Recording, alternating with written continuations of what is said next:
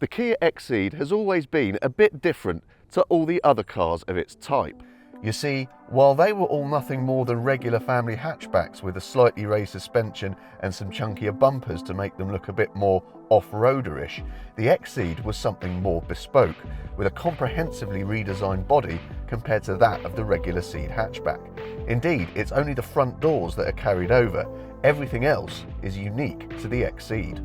And it seems as though that has really struck a chord with buyers, because this slightly more rugged version of the Ceed is actually the best-selling version, accounting for 51% of all Ceed family sales. It also accounts for 10% of Kia's total sales in the UK, so it is an important car for the company.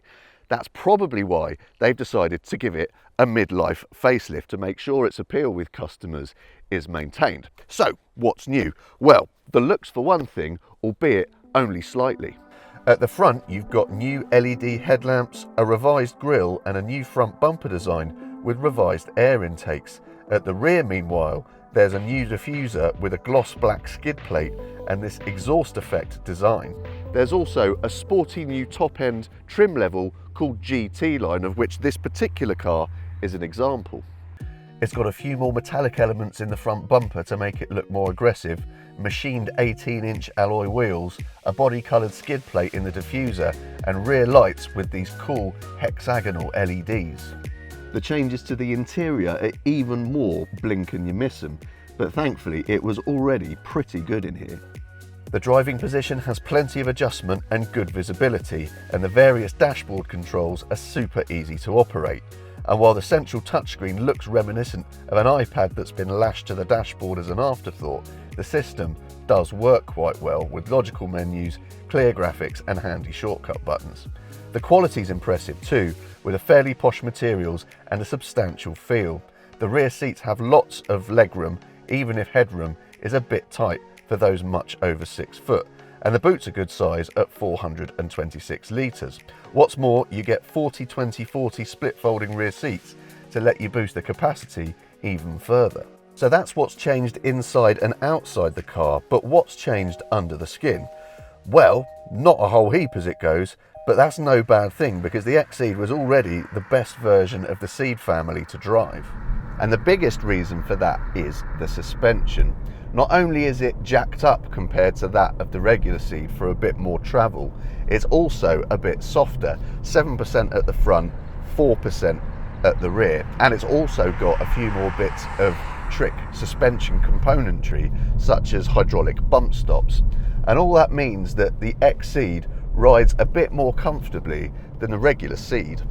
The ride feels ever so slightly nuggety at very low speeds, but at all other speeds it is really good at smothering bumps of all shapes and sizes, which makes your life nice and relaxed.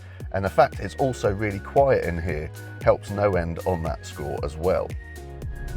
But does that extra comfort mean that the car feels like an absolute pudding in the corners? Well, no, it doesn't. Okay, so the regular Ceed isn't exactly the most dynamic car of its type, but it is very competent, and genuinely the XCeed doesn't feel any less competent.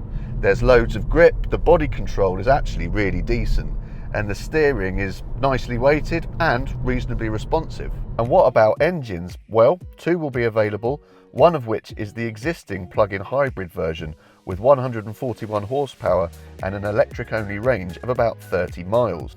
The GT line, however, will come exclusively with a turbocharged 1.5 litre petrol with 160 horsepower. Now, that is the engine we've got in this car, but it's not that simple.